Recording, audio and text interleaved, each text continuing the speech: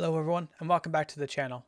Today we're going to be taking a look at a second part for 5 Secrets of Story Structure by K.M. Weiland. Basically the idea is today is we're going to be taking a look at a couple sections that I pulled out that I wasn't able to fit in last time. But we're also going to be taking a look at a section where she actually breaks down a good way of seeing these plot structure elements in a already established story. The one that they're going to be doing is Star Wars, one that most people are going to be fairly familiar with. So let's get into it. 5 Secrets of Story Structure, how to write a novel that stands out. The first thing that I wanted to get on to talk about is that sometimes you have more than one climactic moment or one emotional catharsis moment where there is a buildup and then you have two different elements that stand out or two different points that stand out in your story. Typically what ends up happening is if we can't just wrap it all up at the same time, that they might be mutually exclusive, but rather we're showing, hey, there's a couple things else going on. So what if you have more than one climactic moment? Some stories seem to have multiple climactic moments. This can sometimes happen in an attempt to fool the readers. Whoops, the bad guys are not dead after all. My personal opinion is if you don't give a very good reason for why your bad guy isn't dead, then you're failing the point. You're kind of pulling the rug out from underneath your readers because they're expecting something to happen. They're expecting a pattern to be followed. And if you change it, there you have to have a good reason for that. You have to say why beforehand, or you at least have to hint beforehand why the bad guy might not be going down after the final hit. Or because what can seem is that you're kind of moving the goalposts. And I personally really don't like it when I have a certain expectations of how things are supposed to be, but then lo and behold, the goalpost has been changed, so what we're actually not getting what we're supposed to get. You see this a lot in TV series that they don't want the bad guy to end because that's the arc, and so they always delay it. If you don't set this up properly beforehand, you can really cause problems for your readers, and they might not necessarily be happy about it. Now, granted, that doesn't count for all readers because some readers might have zero problem with this. Me personally, I'm not a fan of this, because it seems like you have a artificial way of keeping the story going. Or, as in Toy Story and It's a Wonderful Life, it can be the result of two layers of conflict being resolved separately. However, there can be only one true climactic moment. Woody and Buzz's defeat of Sid isn't the conflict that's at the heart of the story. The return to Andy is their true goal.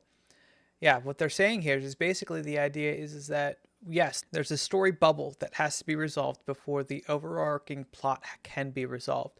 In order for them to get away from Sid, they have to defeat Sid. And the way that they do it in the story is by fixing Sid or correcting Sid in his abuse of toys. But in the whole story arc, they have to get back to Andy, and that's the original goal. And that's the ultimate goal since what ended up happening since the start of the issue with Woody knocking Buzz out the window. Same with George Bailey. His desire to live again isn't the goal he's been chasing throughout the story.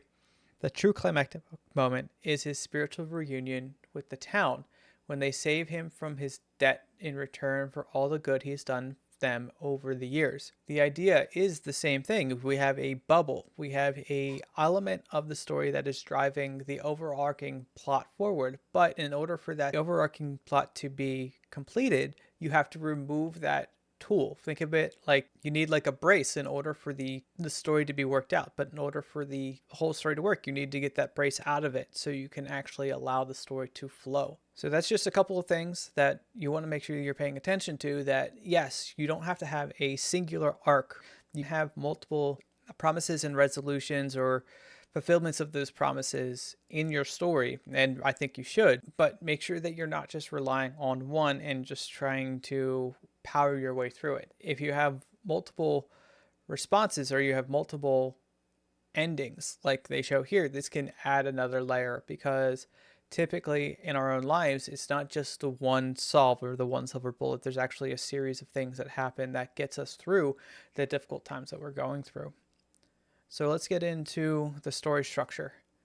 The story structure in action, Star Wars. Story structure in action. A Star Wars inciting incident. After R2 crash lands on the desert Tatooine on his mission for the captured Princess Leia, he and 3PO are purchased by Luke Skywalker's uncle. Shortly thereafter, Luke stumbles upon the message Leia installed in R2. Help me, Obi-Wan Kenobi. You're my only hope. While the hook would be the battle on the spaceship, that thing that drives our characters, or drives not necessarily the story, but sets the dominoes up, knocks over the starting dominoes, where we are caring about the princess, we're caring about the evil that the Empire is doing. And George Lucas does a really good job showing, hey, the Empire needs to be defeated. Here's why it needs to be defeated. First plot point after meeting Obi-Wan Kenobi. First plot point after meeting Obi-Wan Kenobi and hearing Leia's first full message explaining she's given the Death Star plans to R2 and that she needs Obi-Wan to deliver them to her father on Alderaan, the key event.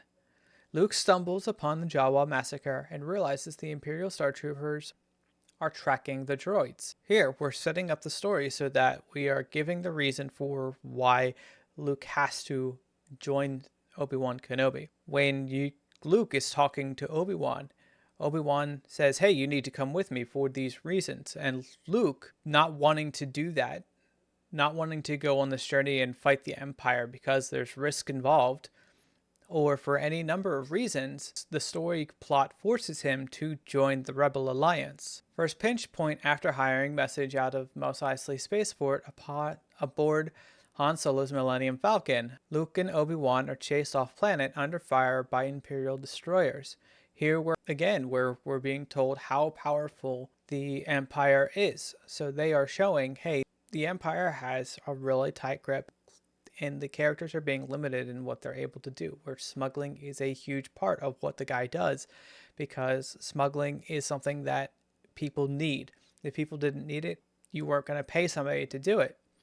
Typically, you only do that for black market issues or black market sales. The thing is with a totalitarian government, they need to have more control, which means you have more people that are looking to get out from underneath that control. Midpoint after emerging from Lightspeed at the coordinates where Alderaan should have been, Luke and the others encountered the Death Star for the first time. This is what we're talking about when we say, we have a tipping point of the story.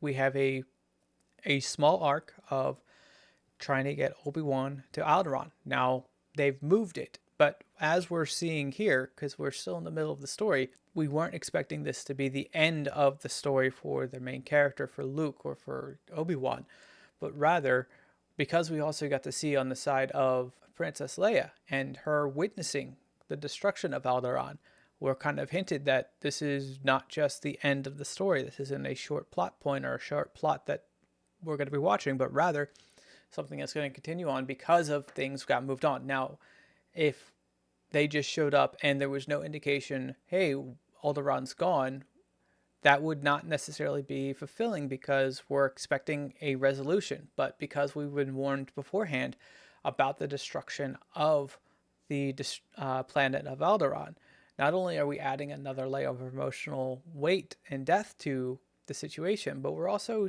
seeing how the story is going to continue and how the destruction of Alderaan actually brings about the destruction of the Death Star. Second pinch point, after the rescue goes sadly awry, Luke, Leia, Han, and Chewie are forced to hide in the trash compactor. Again, this pinch point is that they're seeing what's going on and seeing how things are not necessarily working out the well that they hope to.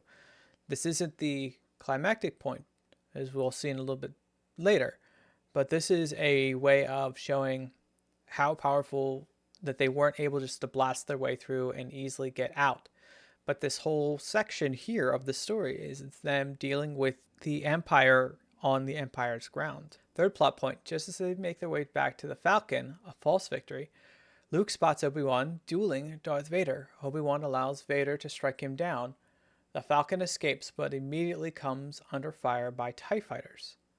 Here, not only are we not allowed to emotionally grieve for the loss of Obi-Wan, somebody who was important to the plot, but as soon as he served his purpose, which was to stop Darth Vader from pushing forward or taking control, as far as they know, that he is allowed to pass away. And this adds emotional backing or emotional push for Luke to actually start attacking or to engage with what the Rebel Alliance is doing. The climax after escaping to the Rebel base on Yavin 4, R2 schematics are used to formulate a plan of attack against the Death Star. Luke joins the X-Wing fighters and heads out to battle. Again, we're showing a pattern, we're showing a domino effect of how things are going to be played out. Now we had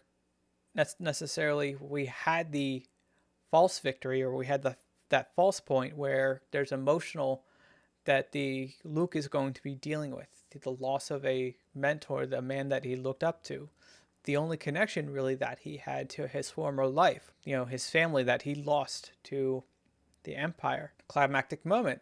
Luke uses the Force to make a perfect shot to create a chain reaction necessary to blow up the Death Star. These are the climactic moments. This is, for some, this is a fight between two people. This is a duel that you see in other TV shows or movies and books and whatnot, where there's a fight, there's a long, drawn-out fight.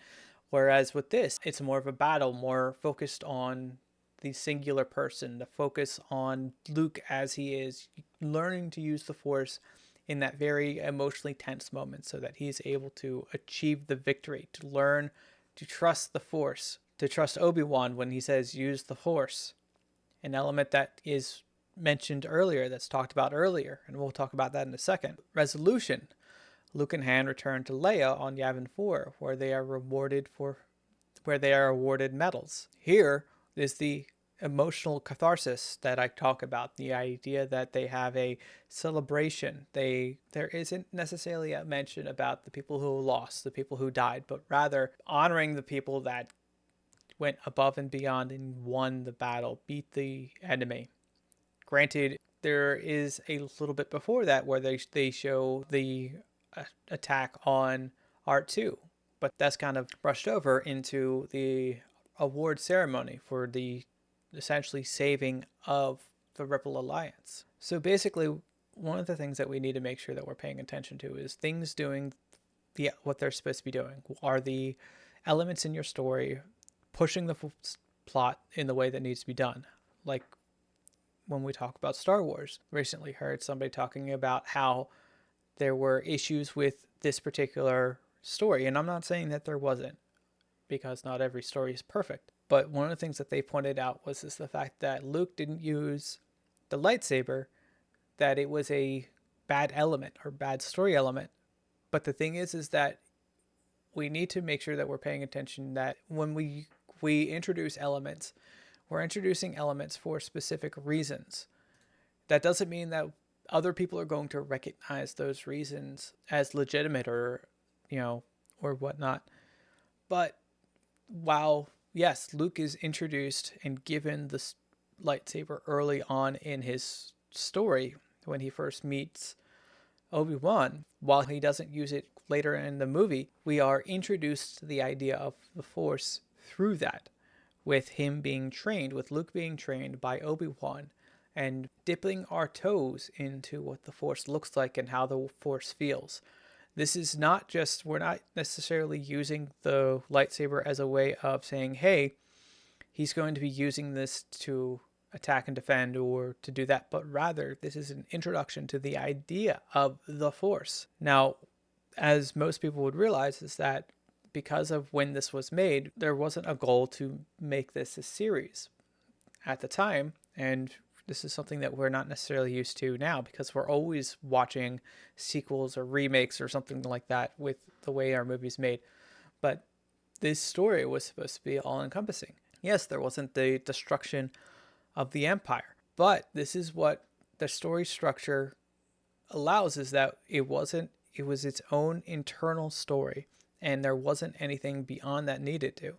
But because of how things were set up with this one, they could add on top of it. And that's one of the things that you want to do with your story is that you want to make sure that you're not tightening yourself up too much about how this story is going to play out. And if you do it right, you can add layers on top of it, sort of like a tower, like a Lego tower. You can place it on top, and sometimes it works, sometimes it doesn't. But having a story structure within your story itself is what allows us to have a idea of how things should be playing out and how good information should be brought across to the viewers or to our readers. All right, that's all I had for today. If you have any questions, comments, concerns, please leave them in the comment section below. Until next time, bye. I am a poor, wayfaring stranger. I'm traveling through this world of woe, yet there's no sickness, toil, nor danger in that bright land to which I go.